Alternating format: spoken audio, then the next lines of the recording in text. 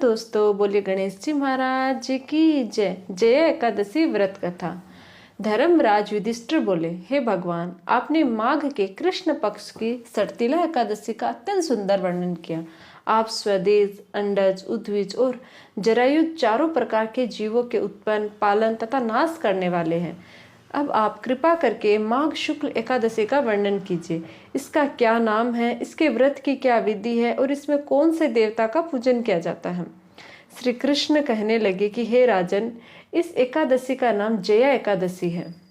इसका व्रत करने से मनुष्य ब्रह्म हत्यादि पापों से छूटकर मोक्ष को प्राप्त होता है तथा इसके प्रभाव से भूत, पिशाच आदि योनियों से मुक्त हो जाता है। इस व्रत को विधि पूर्वक करना चाहिए। अब मैं तुमसे पद्म पुराण में वर्णित इसकी महिमा की एक कथा सुनाता हूँ। देवराज इंद्र स्वर्ग में राज करते थे और अन्य सब देवगण सुखपूर्वक स्वर्ग में रहते थे। एक समय इंद्र अपनी इच्छा अनुसार नंदन वन में अप्सराओं के साथ विहार कर रहे थे और गंधर्व गान कर रहे थे। उन गंधर्वों में प्रसिद्ध पुष्पदंत तथा उसकी कन्या पुष्पवती और चित्रसेन तथा उसकी स्त्री मालिनी भी उपस्थित थी। साथ ही मालिनी का पुत्र पुष्पवान और उसका पुत्र माल्यवान भी उपस्थित थे।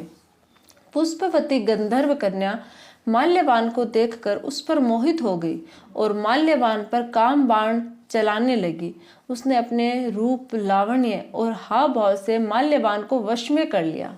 हे राजन, वह पुष्पवती अत्यंत सुंदर थी। अब वे इंद्र को प्रसन्न करने के लिए गान करने लगे, परंतु परस्पर मोहित हो जाने के कारण उनका चित्त भ्रमित हो गया था। इनके ठीक प्रकार न गाने तथा स्वर ताल ठीक नहीं होने से इंद्र इनके प्रेम को समझ गया और उन्होंने इसमें अपना अपमान समझकर उनको शाप दे दिया। इंद्र ने कहा, हे मूर्खों, तुमने मेरी आज्ञा का उल्लंघन किया है, इसलिए तुम्हारा धिक्कार है। अब तुम दोनों स्त्री पुरुष के रूप में मृत्यु लोक में जाकर पिशाच रूप धारण करो और अपने कर्म का फल भोगो। इंद्र का ऐसा शाप सुनकर वे अत्यंत दुखी हुए और हिमालय पर्वत पर दुख पूर्वक अपना जीवन व्यतीत करने लगे। उन्हें गंध, रस तथा स्पर्श आदि का कुछ भी ज्ञान नहीं था। वहां उनको महान दुख मिल रहे थे। उन्हें एक क्षण के लिए भी निद्रा नहीं आती थी। उस जगह अत्यंत शीत था, इससे उनके रोंगटे खड़े रहते और मारे शीत के दांत बजते रहते। एक दिन पिशाच ने अपनी स्त्री से कहा कि पिछले जन्म में हमने ऐसे कौन से पाप किए थे जिससे हमको ये दुखदायी पिशाच योनि प्राप्त हुई है। इस पिशाच योनि से तो नरक के दुख सहना ही उत्तम है, अतः हमें अब किसी प्रकार का पाप नहीं करना चाहिए। इस प्रकार विचार करते हुए वे अपने दिन व्यतीत कर रहे थे। देव यज्ञ से तभी माघ मास में शुक्ल पक्ष की जया नामक एकादशी आई। उस दिन उन्होंने कुछ भी भोजन नहीं किया और न कोई पाप कर्म किया, केवल फल फूल खाकर ही दिन व्यतीत किया और सायंकाल के समय महान दुख से पीपल के वृक्ष के नीचे बैठ गए। उस समय सूर्य भगवान अस्त हो रहे थे। उस रात को अत्यंत ठंड थी, इस कारण वे दोनों शीत के मारे अति दुखी होकर मृतक के समान आपस में चिपटे हुए पड़े रहे। उस रात्रि को उनको निद्रा भी नहीं आई। हे राजन, जया एकादशी के उपवास और रात्रि के जागरण से दूसरे दिन प्रभात होते ही उनकी पिशाच योनि छूट गई। अत्यंत सुंदर गंधर्व और अप्सरा की देह धारण कर सुंदर वस्त्र भूषणों से अलंकृत होकर उन्होंने स्वर्ग लोक को प्रस्थान किया। उस समय आकाश में देवता उनकी स्तुति करते हुए पुष्प वर्षा करने लगे। स्वर्ग लोक में जाकर इन दोनों ने देवराज इंद्र को प्रणाम किया। इंद्र इनको पहले रूप में देखकर अत्यंत आश्चर्यचकित हुए और पूछने लगा कि तुमने अपने पिशाच योनि से किस तरह छुटकारा पाया, सो सब बतलाओ।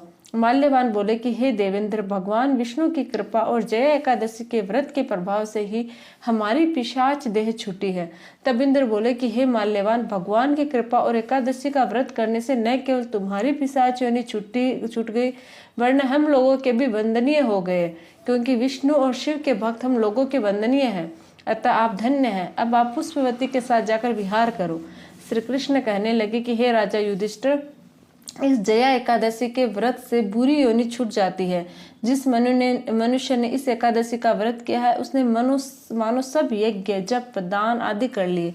जो मनुष्य जया एकादशी का व्रत करते हैं वे अवश्य ही 1000 वर्ष तक स्वर्ग में वास करते हैं।